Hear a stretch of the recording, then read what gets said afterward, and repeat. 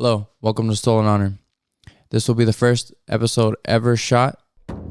There was a second follow-up that was just a one-on-one with me and Bad Morales. That one was more audio friendly, so I released that one first. But this is actually the first one that we shot, and it was with me and Bad Morales and his crew. The guests were last minute, so I did my best with the audio. But nonetheless, I will show you what I'm about and what this podcast is about. This podcast will take a life of its own, and eventually you will hear stories that should have never been told.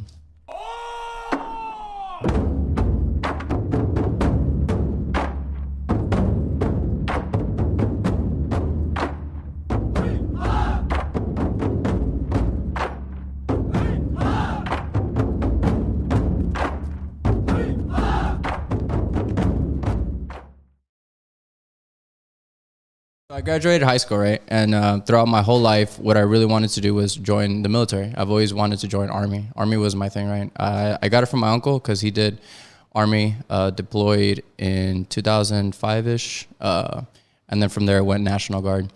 So for me, I really wanted to be that figure, whatever that figure was in my mind. What happened a little bit right after high school was that I actually had ex-girlfriend. She would like to steal, and at that time I was just on some bullshit. I'm just gonna be very honest with you. Sorry about that. And so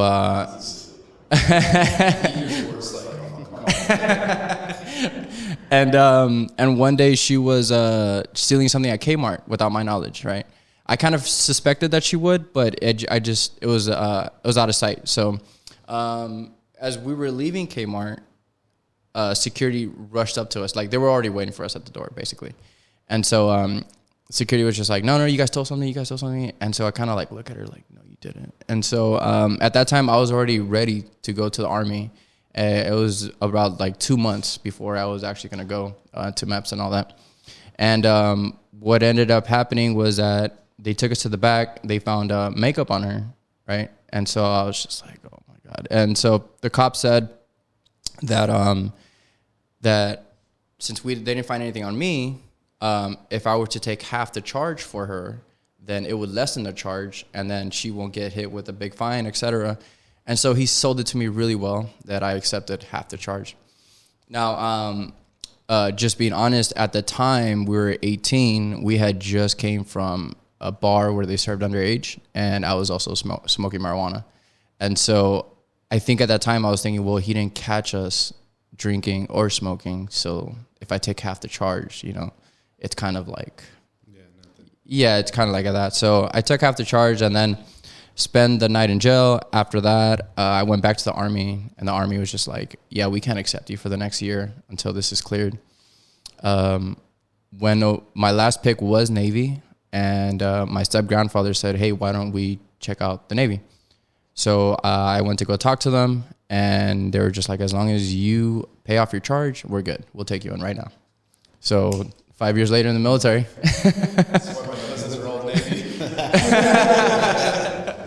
And so I did 5 years in the Navy. And so this is where me being genuine is just that after I left, because I was doing culinary, right?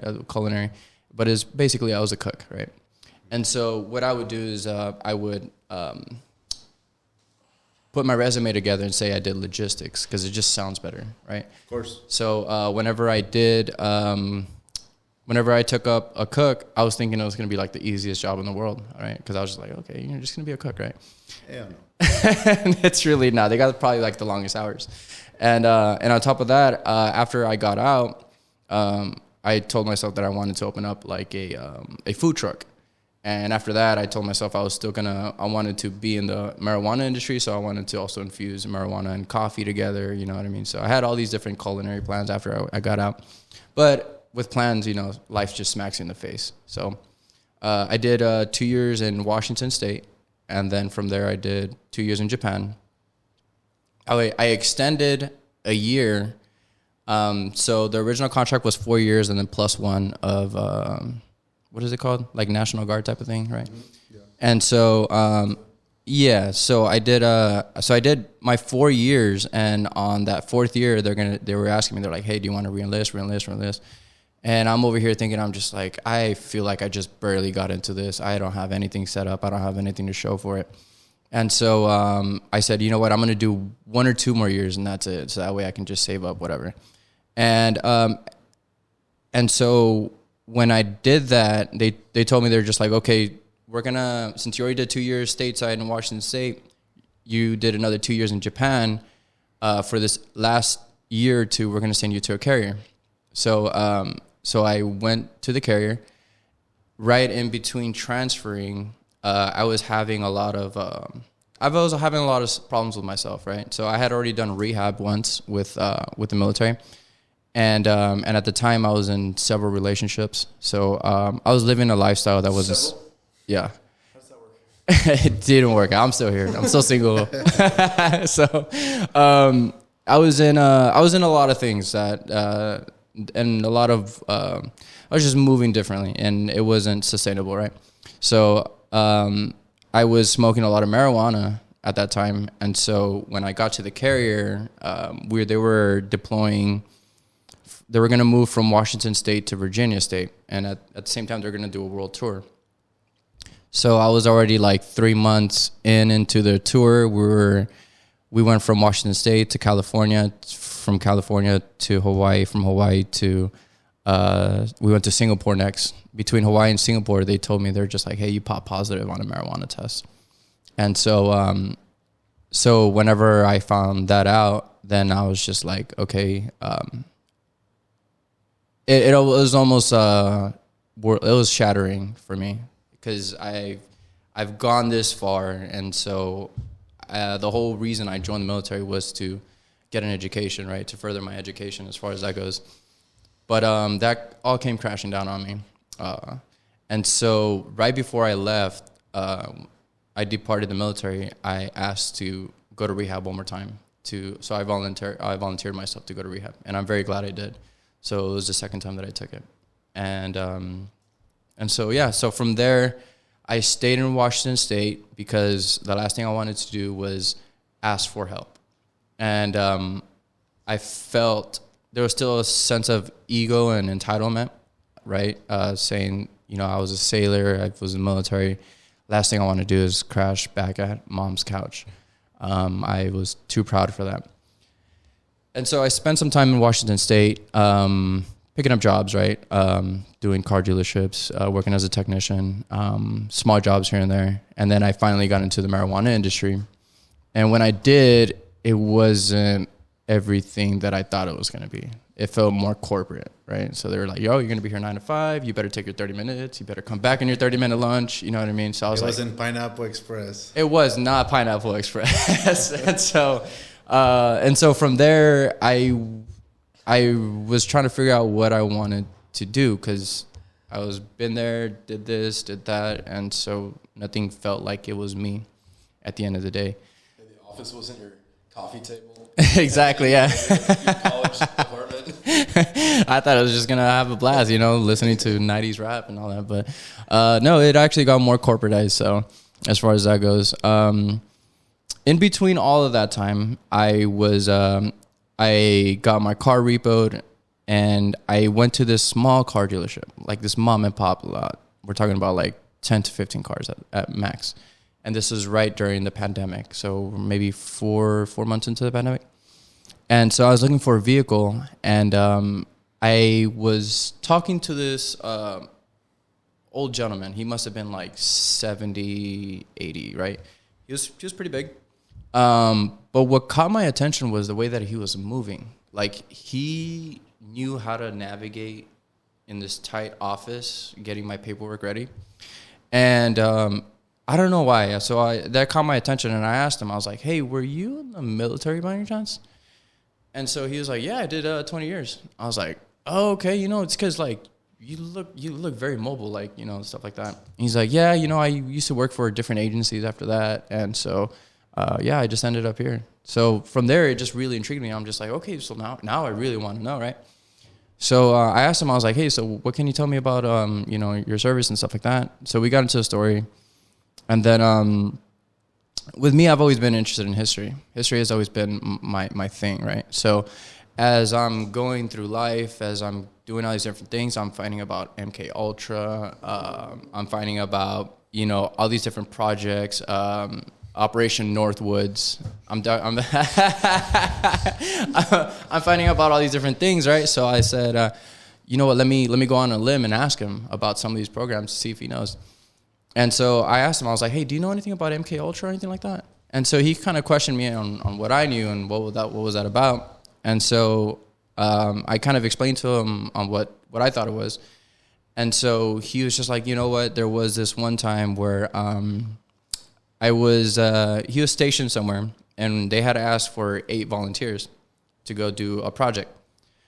One of the officers that was one of the 8 of the volunteers, he had a master's degree or doctor's degree. I'm not sure how you say that, but in engineering, right? So he was like top of the line, this is like a very smart individual as far as what he does. And so they went away for a couple months, and when they came back, they weren't the same. And so now he was telling me that now that person was homeless on the streets, and he was almost incoherent, right?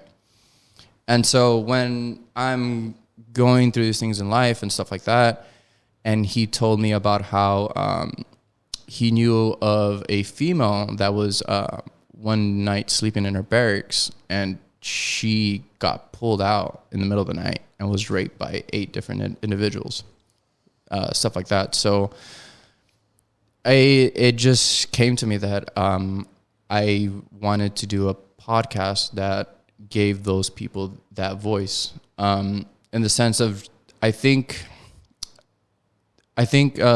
American people have. Well, I know for a fact that they have a responsibility, and that responsibility has been slowly just fading away.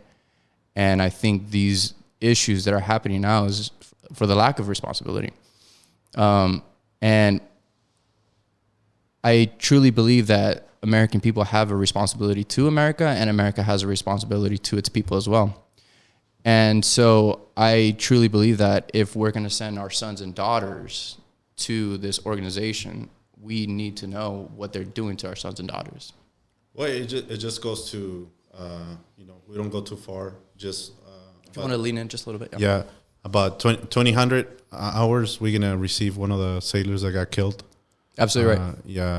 Angelina Lopez. I'm not too sure if that's her last name. Right. We're going to go out there. So the case was that she got murdered. I don't know by who, right? So that's what they're trying to find out, the answers on who's the actually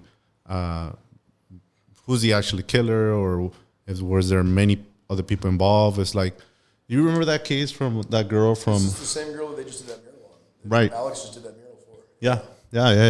And there was another case from the Vanessa? Yeah, Vanessa. Yes. Vanessa.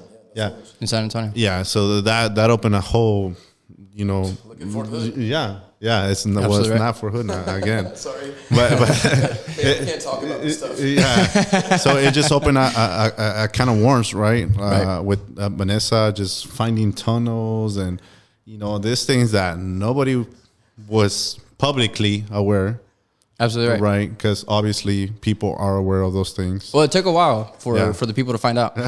Yeah. And another Exactly. And the thing that gets people is like when they find out who was involved, it's like you would expect better from them, right? Or you wouldn't even think they will be involved. Absolutely right. Right. So in Vanessa's case was like local police was involved, MPs were involved, generals were involved, sergeants were involved. So it's like you hit it on the nail when you said we're sending our sons and daughters to an unknown service that we don't know what's going to happen, right? I can't believe, or I can't really come to imagine what the parents of Angelina, what they're going through. They thought she was going to be doing service, Right. and now she's gone. I think that's part of the reason why we see so much degradation in recruiting, right? the recruiting numbers are dropping like crazy. They've been dropping for like 2 decades. Absolutely right. Because everybody's going, well, why am I going to, like, my grandfather died in Vietnam, right? And he was an Army Ranger, first lieutenant, first air cav, Gary Owen, right? Same one as Little Bighorn. Oh, okay. Custer. Same division as Custer. Have you ever seen the movie We Were Soldiers? Yes, absolutely right. Same exact division. Oh, wow. But my grandfather was there in 67, 68.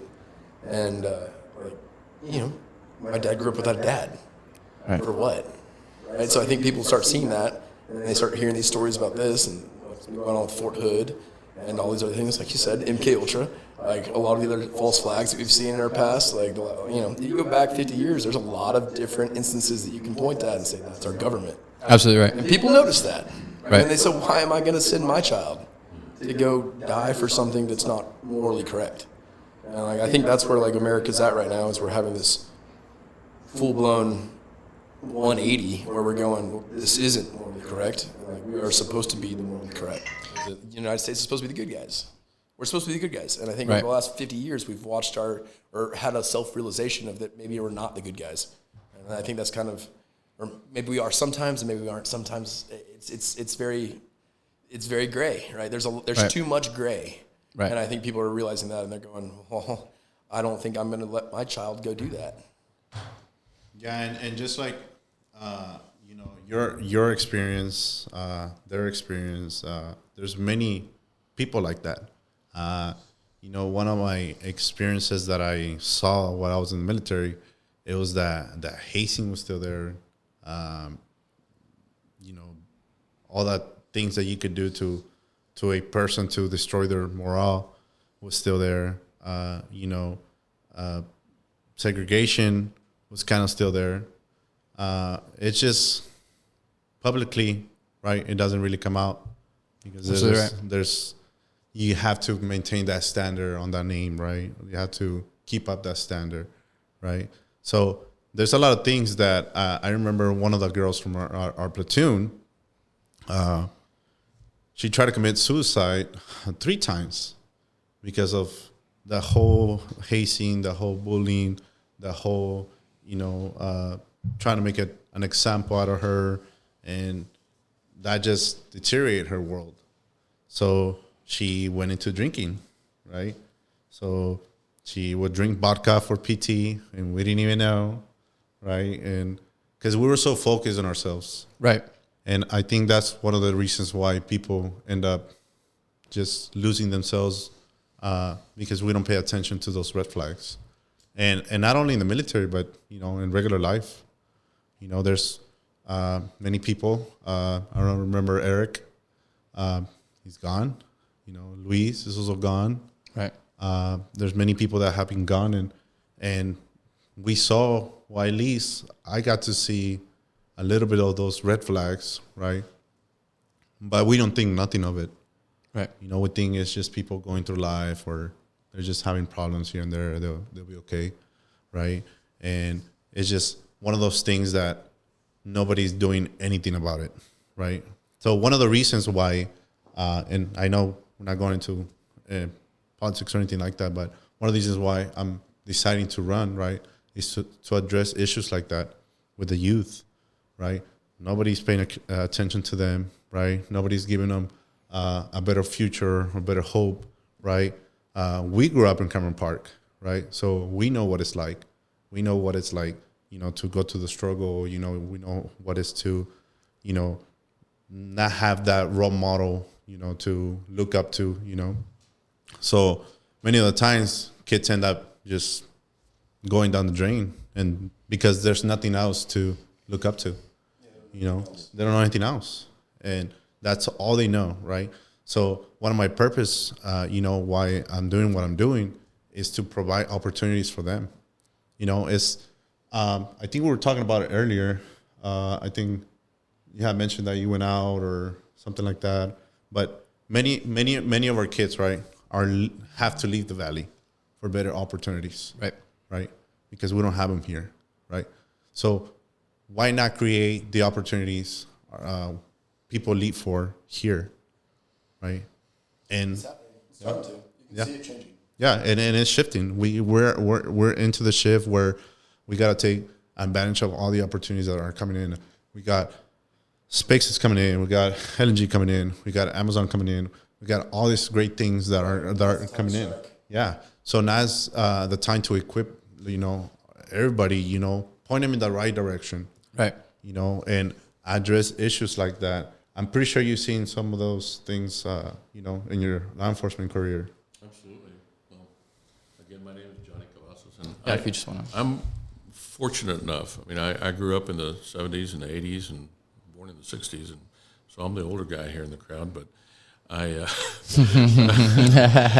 they're making fun of me here, showing me a cane here. But anyways, I'm fortunate enough to come from a good family with good role models. Both my parents, they were pharmacists, and they owned one of the oldest pharmacies in the valley here in Brownsville. And I came from there, and we would sit down at the dinner table, and where we discussed. And we grew up, without the cell phone, so there was no distractions, and we waited till our fathers sat down. And one of the things, a couple of things that I remember, and this goes back to personal responsibility that you were talking about earlier. I remember my father being the last one to sit down at the dinner table every day, or at the lunch table. And their pharmacy was half a block away. And we had 3 people living in our home that worked in our home. We had 2 ladies that helped us in the home, and we had a gentleman that did all the outside work, the gardening and whatever. And they sat down at the dinner table, at our dinner table first, and they were served first by my father. They got the best piece of the meat or the turkey or whatever it is that we're having. And my father would always remind us that not only were we responsible for these people, and these people, helped us in the home, worked for us in the home, and that we needed to treat them with dignity and respect. And these are the people that had to clean up, our mess in the restroom or the laundry or whatever, and we were to treat them just as well, if not better, than everybody else. The other thing that we were taught, that we were responsible to elect or help elect the best people we could find into elected offices of trust. He felt it was our personal responsibility to get involved and to elect good people into offices of trust. We had no right to complain. We had no right to if we didn't do our part, then we had no right to complain about it. So that's how I grew up. Fortunately, we grew up not, they made enough money to where, we didn't need anything. And still today, money's not a big thing for us in our family. It's not the most important. But it's all about personal responsibility. It's not the teacher's fault that you did not do well. It's not the police's fault. It's not your neighbor's fault. It's not you. It's your mom and dad and you. Well, see, that's the problem with today's day and age right now with the government, is that you have a bunch of people in the military, all these badass people that join the military. They're all patriots. They all have this drive. They want to go do something more, be a good force in the world. But then they're going and working for this government who's not taking any personal responsibility. So you have all these people that do take personal responsibility and are being asked to take personal responsibility to an extreme, like to the umpteenth degree. I mean, every inch matters, right? Every second matters in that realm of the world, right? Like that field. And then the government that's the actual enacting power that's there overseeing it all, that's the umbrella, is not taking any personal accountability. They're not doing any of those things that you're talking about. And then you see all these declines. And that's why you end up with worse and worse recruiting. That's why you end up with worse and worse candidates. That's why you have less and less SF guys. Yeah. Nobody's getting held accountable. Right. Well, they're asking y'all, everybody that joins the military, to take that personal responsibility to like an extreme degree. But then they're not doing it. They're not leading by example. And that's the issue, is that we're no longer electing people. We're not putting people in power who should be there and who are going to be taking that personal responsibility, like the buck stops here. Because that's how it used to be. And it's not like that anymore. And so from just a couple generations, right, you go from like our grandfathers to guys like us that are 30, and like the idea of, because like you look at the way that our grandfathers talked about America, even our dads, right, the way they spoke about America, the way they thought the U.S. as a government, as an entity, as a nation, they were extremely proud, and they had a lot of reason to be proud. And then now, you know, at our age, a lot of people are going, well, I'm not proud of that, and that's the issue, is because how are we supposed to be proud of people? These are people, not the country. The country is not the issue. It's the people that are in place, and like they're not taking accountability. So how the hell am I supposed to go be proud of that? Right, exactly. Well, in 32 years I spent in law enforcement. I was supposed to be a pharmacist, just like my father, and that was the plan. That was the pathway that I was supposed to take. And then something happened, and I was 17 years old, and I found myself in the police academy. Wow. And graduated right after my 18th birthday, and became state of Texas' youngest ever Texas sworn peace officer. And spent 32 years and became chief in the agencies that I worked, and I worked for local, county, state, and federal law enforcement. I did 32 years, and it just flew by. But it was all about teaching even my own police officers or agents or whatever personal responsibility. It is your fault if this doesn't happen. It's your fault if you don't do this, that, and the other. It's not the government's fault. It's not my fault. It's your fault. You need to do the right thing every day, and to be, honest about what you do, and primarily honest to yourself and to your family before you make those decisions. And so, anyways, 32 years went by, and I'm now proudly here helping Mr. Bam Morales to run for United States Congress, because I think he's the best person for the job. He's got his head on straight, I'm just your regular good guy. He's not. I proudly tell people all the time, every day. He's not your polished politician. He's not an attorney that's well spoken, polished spoken. But that's a good thing. It's a good thing that he's not. That's what we want. We don't say this is where it is. Right? That's right. We don't need another attorney.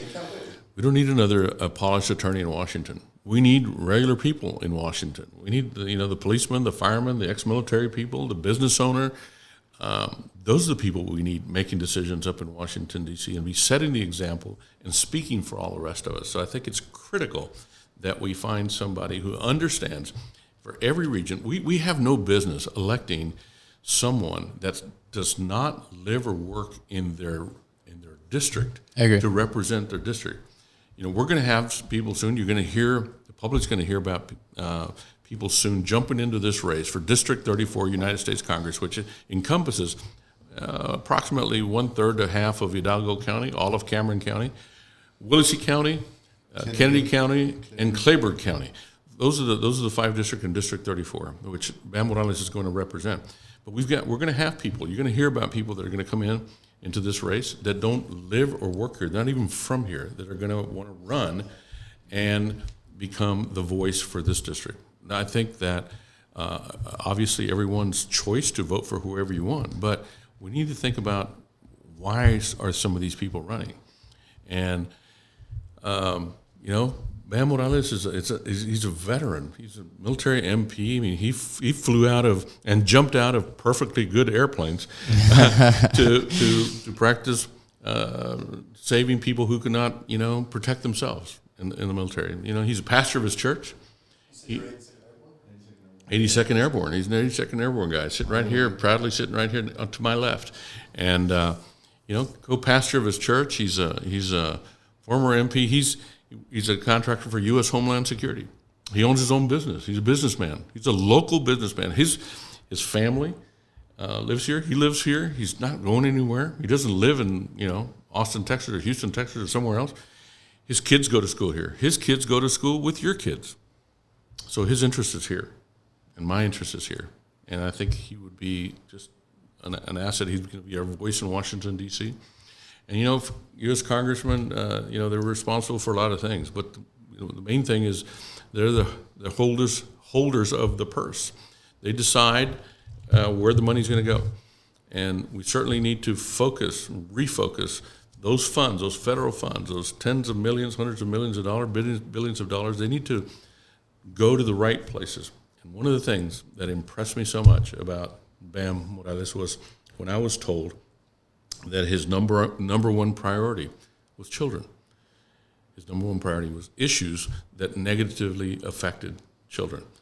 Everything from abuse to education, but more so child sex trafficking. Because that's the only place where it starts. You can't start fixing things unless you fix it from the beginning.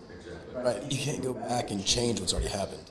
So like the only way, it's very forward thinking of you, because like there is only one way psychologically to fix all the things that are plaguing this country right now, and that is by going after the children and making sure that they are safe. Because right now that's been the target of the evils that be for the last like 60 years. It's been children. They've been attacking the kids in psychological ways and emotional ways, and like forcing them into these boxes. And all of a sudden you have all these issues that we're facing today. There's a ton of them. We won't go into all those. Do you remember when we were growing up? We used to stay up, in the streets, Absolutely playing in the bikes, and I was just talking about this the other day. I was talking about how I used to sneak out. I was down at the island, right? And I was talking about how I used to sneak out of my condo when I was like 10 years old, and I would like wait for my parents to fall asleep. They had like a little 1-bedroom, 1-bathroom condos. It was like impossible to get my dad to sleep on the couch, right next to the door. But I'd sneak my ass out of there. I got sneaky real quick doing this. It got me maybe real quiet. And so I would sneak out, and I'd go and I'd jack one of the bikes from downstairs at the condos, and I'd just borrow it for the night. I'd cruise around the island all night long as a 10-year-old for like 3 or 4 hours, from like 12 o'clock at night until 4 o'clock in the morning. And I would see absolutely nothing, right? There was zero risk to me at all. Right. That's just not the case. And even here, like even at South Padre Island, you just can't do that now. Like it's changed a lot in 20 years. Yeah, now we see the crime like skyrocket. We see all this dangers coming to not only our children, but just to a 17-year-old girl that wants to go out for a walk at night, and It's sad that you can't. Like you just can't do that. Like Right. it's abnormal now. It's not a normality anymore. It's something out of the ordinary. Well, I mean, that's because human trafficking is the largest trade in the world now. And Nobody wants to talk about it. And we've seen that. I don't hear anybody talking about it. No. I have a 17-year-old daughter today that just as we speak right now, she's wanting to go to the mall with some of her friends. And guess who has to go with her? Her mother. And my orders, you don't leave her alone at the mall. It's 17 years of age. But because I know what is among us, I know I did that for 32 years. I know where the worst of the worst hang out. And I know what can happen. And I don't want my daughter to be just another statistic. But it also, going back to personal responsibility, is ours. This is why we're sitting with you here today. So we can have your listeners rethink about how they go about their day, how they raise their children, and to do a better job at protecting their children every step of the way until they become adults. But it is our responsibility to make sure that our children are safe. They're not to be left for the mall security to take care of them all day long. We have people that will drop off their kids at the mall at 10 o'clock in the morning and won't pick them up till 9 o'clock at night on the weekend. So somebody else can take care of them. Right. And where do you think some of these bad people hang out?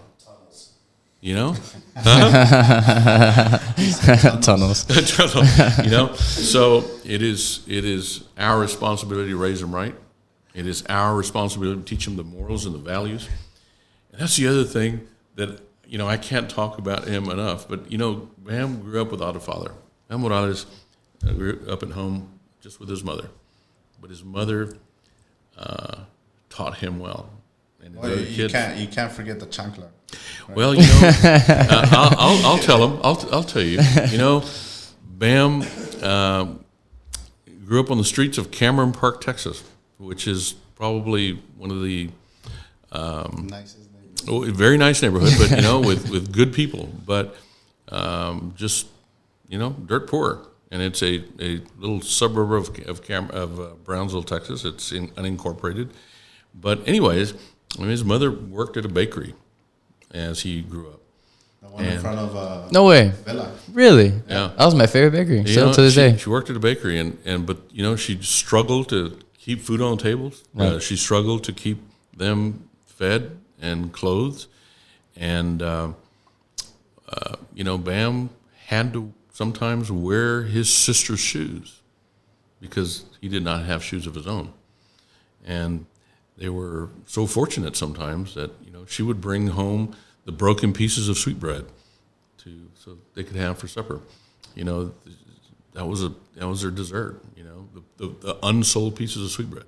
And one of the things that Raul can tell you that when growing up, what we would do is we have a friend in common, Oscar.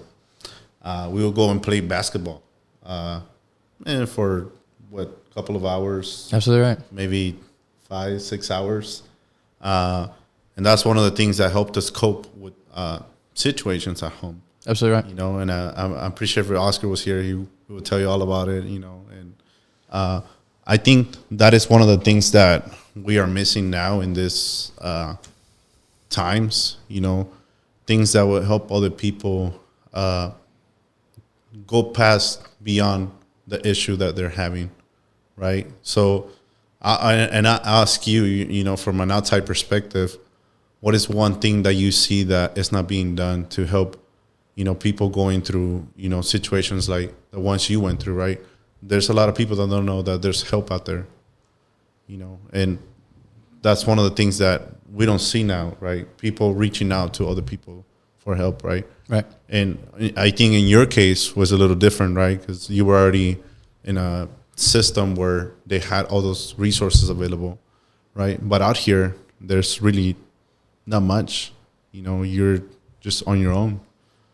You know what? It's very interesting because going back to when I was growing up, I grew up. I traveled a lot, right? So I have 2 siblings, and we're all 3 years apart. I'm the oldest, and so I was born in Texas. My brother was born in Alabama. My sister was born in Arizona, and so right around 2002 or 3, we moved from Arizona back to Texas, and my parents had got divorced, right?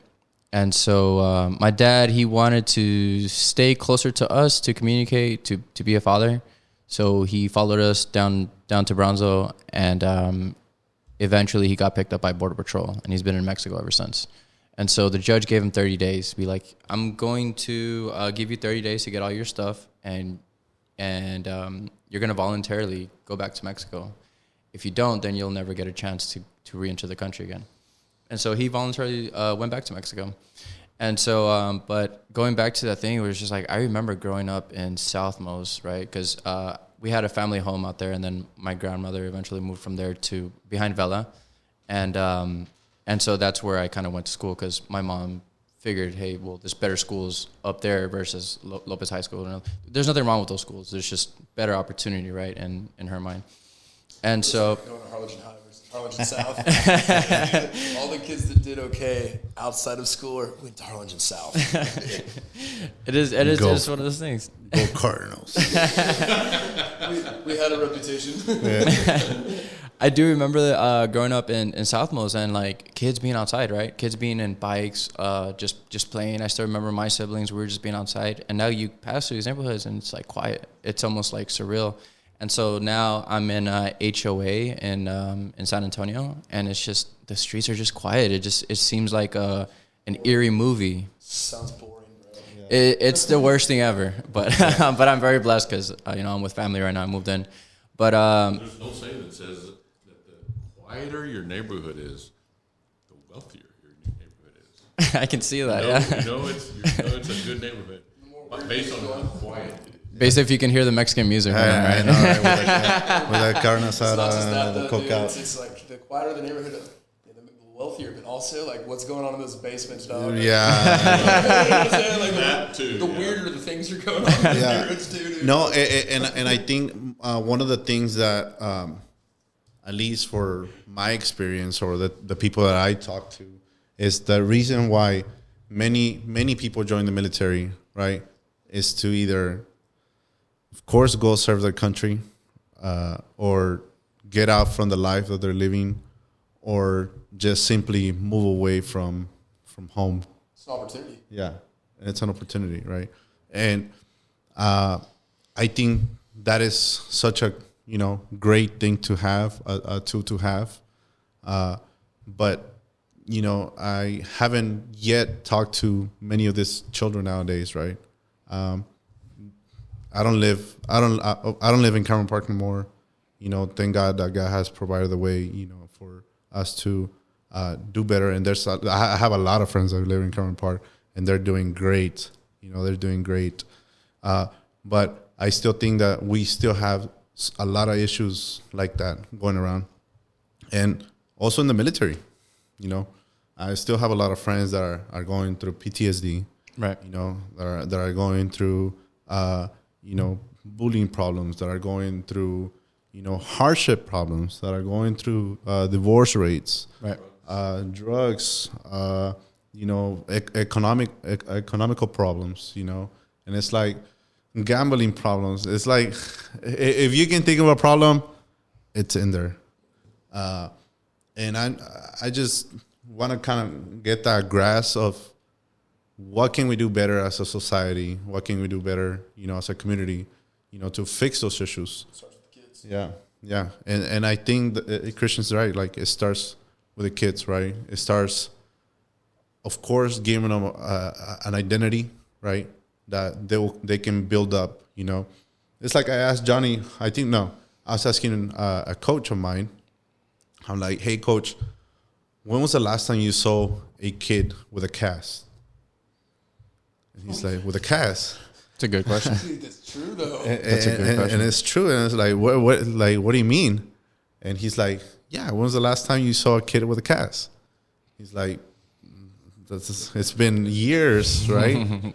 I'm like, yeah, because, we become a system that tells our children, it's like, hey, like, don't do that because you're going to get hurt. And then everyone gets a trophy. You could get hurt. Yeah. Potential for yeah. be afraid. Yeah. And it's good, and people have taken that out of the equation that, hey, like, no, don't expose them to that because they could potentially get hurt, right? And it's okay to get hurt. But then that mindset permeates into every single facet of their life. Yeah. And now they're afraid of taking any risk, or they're afraid of doing anything out of the box because they're afraid to go against the grain because they could get hurt. I think there's a word or something going on that is called calculated danger or calculated risk. Right. Right. Whether yes, you can potentially get hurt, but it's not gonna kill you, right? And like the old saying is, whatever doesn't kill you makes you stronger, right? But I think that we don't see kids like that no more because why? Because they don't go out and play in the trees, right? Look at this kid's face. Look at the scar on his eyeball here. Yeah, what is that? Baseball, right? No, it's just him being wild. Yeah, we don't let them out on the yards. Yeah, that's good. That's what we need, right? We need parents like Christian that institutes that into their children, right? We need people like you that has gone through those experiences in life that can let other people know or kids know, hey, you know what? It's okay to do this, but it's not to do this, and that, right? I think that's the other thing. I think nowadays our society has gone so because of social media and all the medias, right? There's so much social media that if you fail, it gets blown up. Yeah. Everybody and their mother knows you failed. It's a great point. There's an extreme fear of failure. And like one of my favorite tattoos, like I have each one of these tattoos I have on my arm is from somebody I lost. They're all from my favorite books, but my favorite one is a poem. It's a quote from Samuel Beckett, and it's ever tried, ever failed, no matter, try again, fail better. And like I think that's a mindset that our generation's lost. That it's okay to fail. It's okay to fail a bunch. Like what matters is getting back up. It's like how many times can you get knocked down and then stand back up. And like our entire generation does not have that mentality. We've lost it because we're so afraid of failure. Because if you fail, you get blown up and ostracized, and you're all of a sudden you're the guy that choked, or you're the guy that. And that's just it's that social media thing. It's viral. Like that nobody had to worry about that when you were growing up, right? Nobody had phones. You weren't worried about getting recorded failing and then having it blown up all over the internet. Well, you mentioned children. Of course, that is critical, and how we raise our children, the examples we set for them, and instill those morals and those values in our children. But there's, the other thing that we can do is, again, going back to BAM, is ensuring that we have people in Washington, D.C. that understand these things, that have, God is their guiding light in the decisions that they're going to be making up in Washington on our behalf. And personal responsibility. So then we have United States Congress that holds the purse, and they've got the money and control of the money to decide where the money is going to go. And so we've got to make sure that we're working on our children, but we also need to make sure that we have the right people in Congress that can make decisions, right decisions, to where they're going to funnel this money. Where is this money going to go? And it needs to directly or indirectly affect those same children that we as mom and dad are trying to raise, and to lead by example, and in Congress, who do we have in Congress today that we can look up and say, that guy's a role model, or that lady's a role model for my kids? There's I very don't think few. we do. I want Bam Morales to be that role model in Congress for our children to be able to look up. Yeah, and one thing that I can tell you, I'm not going to put shrimps on a treadmill. We're going to put what in the treadmill? Shrimps on a treadmill. Shrimp on treadmills. I don't know if you heard that one. No? Yeah, it was one of the Doge findings. One of the studies that had been funded by our government money, Okay. our taxpayer money, was to see how many miles stuck literally like sea urchins and shrimp and stuff like that could Was this with USID? Yeah, they were yeah, exactly. But yeah, no, it's just wild stuff. But that comes back to our personal responsibility, right? And you were talking about earlier about how each one of us has this personal responsibility to do our research, to do our homework, to do the reading. Nobody wants to read anymore. Nobody wants to do their research. Nobody wants to read into it and understand what the real issues are. Tell them what is, out of the many books you read, what is one book that you recommend anybody needs to read? The Talmud. I'm just kidding. I'm just kidding. I'm just kidding. Joking, We're supposed to work our way up there. I'm joking. I honestly right. Let's start them. We'll get started. No, I'm kidding. Those are good. Hopefully there's no cameras in here. Right? Predator missile hits us. All right, that's another joke. I'm sorry, Obama. No, dude, Patriot Act, baby. He made it legal to drone strike U.S. citizens 2009. So there's a lot of things that they sneak in that we don't know about, and that comes back to that personal responsibility, right? Right. Making sure that we are actually doing our due diligence, and we're finding people that we want to actually have in place in places of power where they can actually make a difference. And if every county took that responsibility and went and found somebody like BAM and actually put their thoughts and efforts into it and actually talk to them and say, hey, this is what we want, this is what we expect, and you find people that actually respect the opinions of their people, right? That live amongst them and are willing to take that personal responsibility and not be, I don't want to say shilled, but literally pressured into not doing that, because that's what happens when you get into politics. Yeah. And we've watched it over and over again, is that we get these guys that are white knights, we get these great people that we think they've got it, they're going to lock it down, they've got our interests in mind, and then they get into politics and they get into government and they get pressured, and all of a sudden it's changing. And you watch people, we can talk about current events now, about how things are being 180'd from 3-4 months ago. And we just talked about that earlier about some intelligence reports, and how all of a sudden it's being flipped on its head because the agenda has changed within a couple months. And you see the pressure on politicians from all sizes, right? From the very tippy top all the way to the bottom. And it's something that we have to get away from. There's no way to have true democracy without these pressuring entities uninvolved. I would encourage all your listeners to do something today. It's public information. Look at the top 100 expenditures that Washington spends, Congress spends their money on. It's top 100. Forget top 100. The top 10, and see if any of those have a direct effect on children. They don't. Children, where the change needs to come from, and children are always last on the list. Of those children, I want to just make sure and bring this up. 30 minutes from right now, 45 minutes from right now, Bam and I are going to our next meeting, and it's going to be with the representatives of the deaf community of this district, particularly Cameron County. Most people don't know that approximately 10% of our population is deaf or hard of hearing. We have a friend in common. That's right. That is deaf. Okay. Rudy, remember Rudy? Yeah, I do. Yeah, he's Now- played football with us. It is done a little bit of research, and what the deaf community is telling me that, of the abuse of children, physical abuse, mental abuse, sexual abuse, of those children that are being abused, the majority of them are deaf. They can't communicate.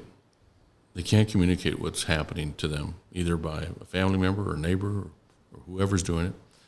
And 30 minutes from right now, we're going to go meet with them, not just about this, but we have asked, BAM has asked, that they do something that they have never been asked to do before, to join a political campaign for U.S. Congress. They've never been asked to be involved by any other politician to do anything, or so anybody running for office. BAM's not a politician. He's a man running for office. I don't call him a politician because he's not a politician. And so, yes, correct. And so they're floored. They're floored. They're beyond belief that we have asked them to come on board and to be part of our team and to let us know what we can do better to make sure that their needs are also taken care of. When there's a hurricane, there's a storm, they're the last to know.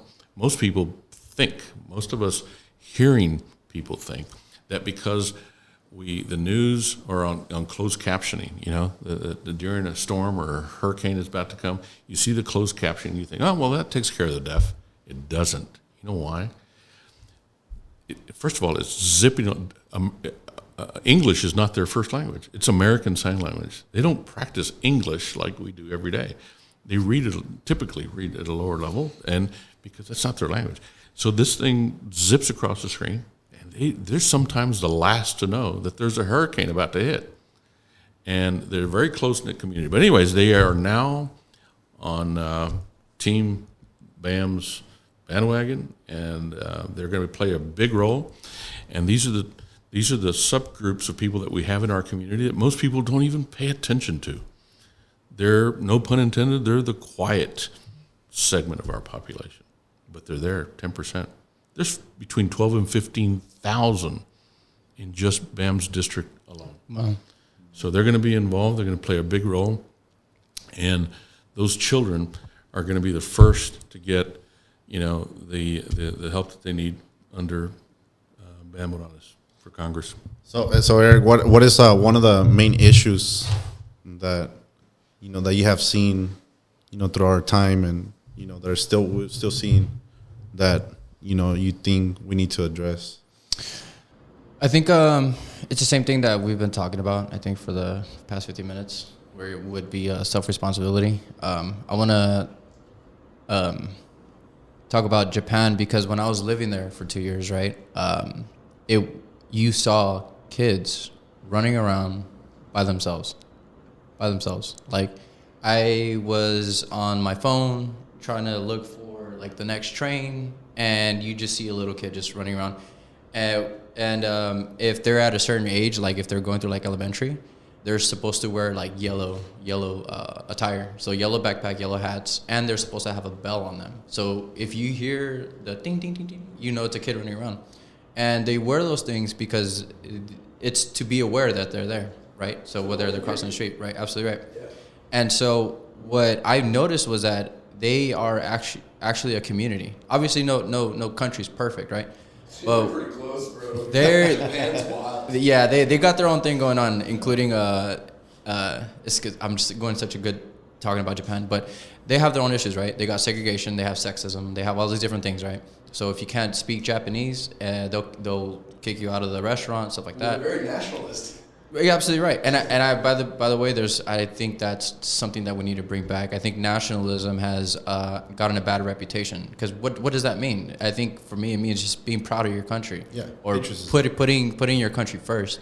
And so so when I look at these countries and realize what's going on, we can do the same thing over here. But something happened after World War II where this massive propaganda campaign, we're talking about billions of dollars, our money, our tax money, funding these programs in order to separate the family. And so 1967 Civil Rights Act. I didn't know about that, but I need to research it. It was put in place. Like if this is what I studied in college.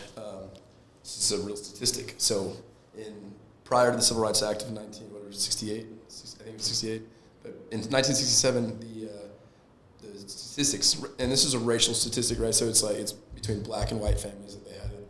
But the statistics before they put in place the Civil Rights Act, which was designed specifically to destroy the integrity of the two-parent household, right? Exactly what you're talking about. It was done for that reason. It monetized and made it logical, financially smart, and it gave it there was a list of reasons why you shouldn't get married if you were a black father in a two-parent household. But what that does is it affects generations down the line. It doesn't affect that generation because that dad's still there. Those kids still have their dad there. Just because they're not married doesn't mean they're not there. Right. So they made it financially smarter for parents not to get married. And the idea was, and it was a really racist piece of legislature that was passed back in '68, which mind-blowing, right? Can you imagine that? A bunch of old white dudes from 1968 being racist? Crazy concept, right? Like, that's a mind-blowing concept. Like, whoa. You can't... I thought that would never happen in the movies. Yeah, that would never happen. I mean, they would not actually be totally, really actually racist. Like, no, yeah, but they did. They put in a bunch of racist legislature designed to destroy the two-parent household. And Right. so before that legislature was put in place, black families and white families had almost exactly the same percentage of two-parent households. It was 72% and 71%. White and black, it didn't matter. It was just American families, good two-parent households.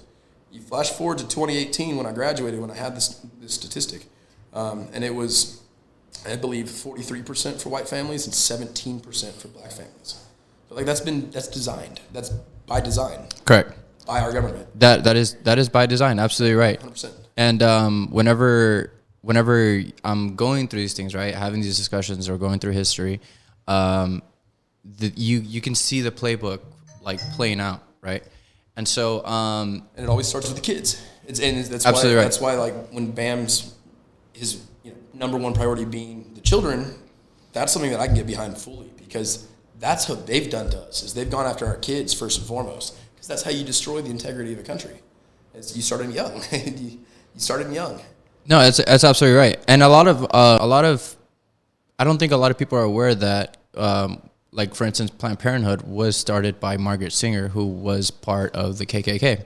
Yep. And the mission was to pretty much destroy the black Why do you families. think that over 75% of Planned Parenthoods are in the lowest demographic of like financial income, right? So you're looking at almost all of the Planned Parenthoods are in really, really low income neighborhoods.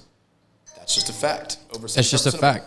So this is so when it comes back to your question, we do have to there is a beginning and there's an end. This didn't start 5-10 years ago. This has been ongoing for the last 50 2,000 years. right. And It's so been going on for a long time. it's been going on for a while. I mean, this guy knows he's a pastor. And this is an issue that's been going on for centuries. Way before. I think it was one of the things that happens with civilization. I know it was really, really more amplified during the Roman Empire, right? How they will traffic kids and the sex trafficking, the slavery trafficking, and Right. But we just seen it in a more amplified way now because now we have cameras everywhere. Yeah, everything's recorded. Everything's recorded. Everything's reported. There's nothing you can do that will eventually not show up. Well, I don't think people realize that, we have more slavery now in the world. Currently, there are more slaves in the world now than there were in 1830. And that's something that everybody should be eyes wide open on. And, where do these things come from? It comes from the human trafficking. And you know what? One thing, Eric, that I never realized, growing up, in the most beautiful city ever, right? That By the border, by the sea. by the border, by the sea. That's right. That we are the hottest spots. We are one of the hottest spots that where traffic comes through. Correct. 35 corridor. Yes. Is Absolutely right. the hottest corridor in America as far as trafficking goes. Yeah. So Bronzeville, either all the border towns, McAllen, McAllen, Laredo, Laredo, Brownsville, all those areas. Wessico.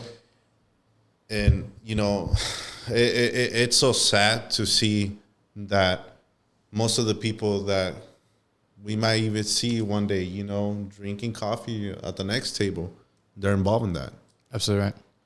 With so we I think there's a thing that's very popular to say about how sometimes us as humans are dumb or not smart enough.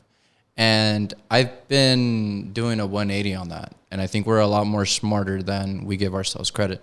So whenever these areas in different states, different communities are trying to find their elective representative, I think for the most part, it does start off pure.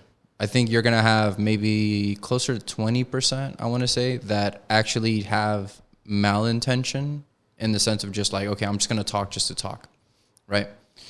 So focusing on the 80%, I think they start off somewhere pure. That's just my opinion. Something happens along the way once you're elected. Trans monsters, right? I want to ask you, what do you think happens along the way? And we'll just go from there. Okay. So let's summarize it. So the summary is corruption, right? You end up getting corrupted.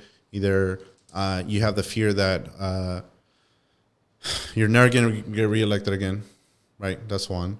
You have the fear where, like, if you fail, right, they're going to expose the heck out of you, right? And they're going to ridicule your family, right?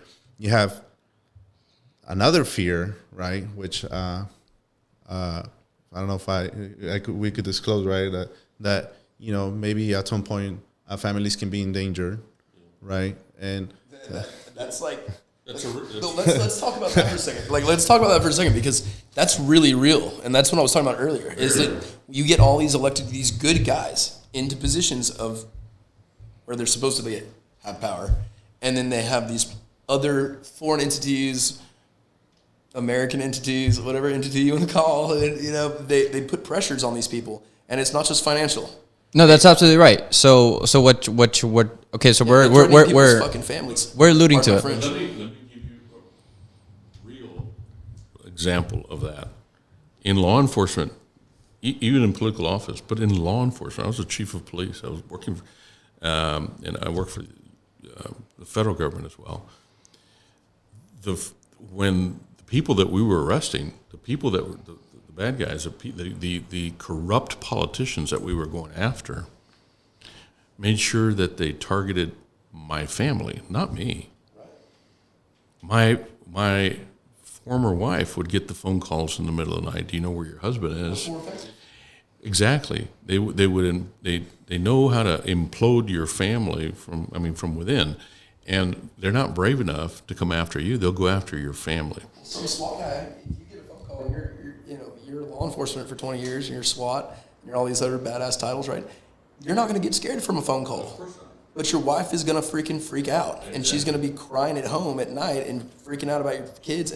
There's so many, and that's the issue, and it goes back, this is 10,000 years old, right? This practice of going after people's loved ones. And that's what makes it so difficult to get involved in these things. That's why I'll never be involved in any of them.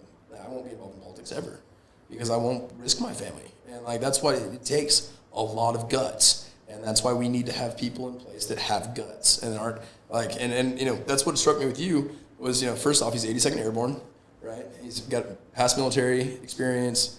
He's a pastor, and he practices jiu-jitsu. Like, all these things that I'm like, all right, I can get behind all of these.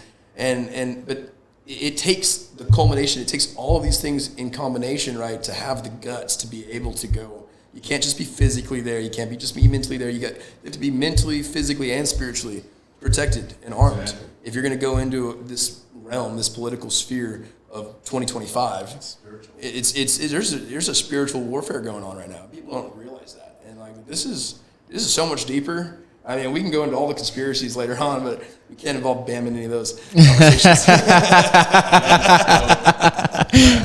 The tooth fairy is real. Back in the days, in the time of our founding fathers, if you were not a member of your church, if you were not part of your church, you weren't allowed to even run for elected office. That has changed. And now, if you And you know what, Eric? Just going back to real quick before we go, going back to what happens when you're up there in Congress and why people, good people, become bad people, will be for the next episode. No, I'm just kidding. No, I think they get corrupted, right? And it's because term limits haven't been implemented, you know, and they're there for a long time, right? And in order for you to become something within the atmosphere, you must remain in the atmosphere, right? If you want to get a tan, right, you make sure you stay in the sun for a good while, right, to get a tan, right? But if you stay too long in the sun, right, you get burned, you get dehydrated, right? You get, I don't know, first, second degrees burns. Yeah, you get skin cancer, you get all these things, right? So I truly believe in term limits. I truly believe that good people should not be so much indoctrinated by what has been going around, you know, up there. I'm yet to find out, right? And yet to see. But one of the the big reasons why I do it, right, is because of my children, right? I want to, like you said, self-responsibility. I want to show them that self-responsibility, that when you become self-responsible, you have this mindset that it's not only about you. It's about the people surrounding you. It's about people that are with you, you know. And one of the things that I'm seeing as I'm coming out, you know, to be the voice for all generations, is that all those generations are behind me, and that's what's driving me forward. You know, people like Christian that, you know, has a family, has business, you know, has his family in the district. Friends like you know, that know me from back then and know what we're doing, and, you know, that are pushing what we're trying to do. You know, people like Johnny that have served in law enforcement that, you know, want to see somebody else there to actually represent the people. And, you know, the funny thing is that congressman, it's a term, but it's not the real term. The real term, it's a representative. That's the actual term for somebody elected into an office, right? In Congress office, right? Representative, right? Because we're representing the people, right? And that's one of the things that I think why people, good people, turn bad, you know, because it's like high school, right? It's like any association. It's like if you start hanging around with the wrong crowd, right, you become part of the wrong crowd. Right. So it's kind of like you have to be self-minded. You have to be spiritual guided, right? That I thank God that, you know, God has prepared us for times like this, you know, and it's always going to be my counsel, right? Yes, I have pastors counseling me. I have my pastor counseling me, but my main source, right, it's God. That's my main source, right? And we're going to keep doing it like that until we get there. But, man, thanks for having us, man. No worries. Thank you so much for joining. It's such a good thing. Real quick, because I want to say this, because, you know, as we talk about getting you there, right, that's the thing. Like, that's part of the responsibility, is like our personal responsibility is to get these right people into place. But once we get them there, like, that's the other thing. There's all these other pressures hitting these people once we get them there. We can't just let them go. We have to stay there and be with them all the way through it. And that's our personal responsibility as a district, as an entire county, right? We need to back our people, but then, like, physically sell out to make sure that our people don't have to sell out. Does that make sense? Makes like, absolute we sense. have to be willing to lay it out for our people so that they don't. Because if they're already doing that, they've already put, like we just talked about, they're putting their financial stability, they're putting their reputation, they're putting their families' lives at stake. And when you do those three things, you can't ask for more, right? They're already doing all these things. We can't ask for more. We need to go back them all the way through it, so that way they don't have the pressures from these outside influences, these other foreign entities, these APACs and everything else that exist, right? We don't want them to have to rely on these other entities for their survival. And you see it in certain districts, right, around the country. There are certain districts where they have completely supported these people 100%, and they don't need to worry about this money from outside influences. They don't need to worry about they've got people that will die for them, right? And that's what we need for the right people. And that's kind of on us. It comes back to that personal responsibility. You can't just pass it off to them and then let them go. Before my father passed away about 8 years ago from cancer, he was a pharmacist for 50 years. As he lay there, he said, the most valuable thing that I'm going to leave you and my family and your brothers and sisters, the most valuable thing that y'all are going to get is my good name. He says, a name that it took him a lot of years to build by doing the right thing every day, by making sure that he set the example not only for the family but for the community. He was a pillar in this community, and he said the most valuable thing he's going to leave is his good name. So this all ties back to Bam. His mother alone in Cameron Park, Texas, gave him her good name and expects him to do the right thing. She set upon him the good morals and the values that she brought to the table, that she knew. And Bam's the right person for this job, and we're behind him 100%. Yeah. So once again, brother, thanks for having us. It's a pleasure. It's great seeing you again, man. When I hear stories like Eric, we had another friend named the same Eric. Passed away. For whatever happened to him and all those other things. It's like when I connect with people that I haven't seen in a long time, it's like, it's great seeing you guys, man. And, good seeing you that you guys are doing good. It's amazing. It's amazing. So thank you so much for joining me on this. This is actually the first episode, so we got plenty of more to go. Good. Yeah, no, we'll be here and We can talk conspiracies on a different one. yeah, we'll send Christian your way to talk about Definitely. those. Political entity. We'll definitely get our we'll get our feet wet. Yeah. Exactly. We'll keep Bam out of that one. A smart move. Smart move. But thanks, man. Thank you guys for joining me. I know.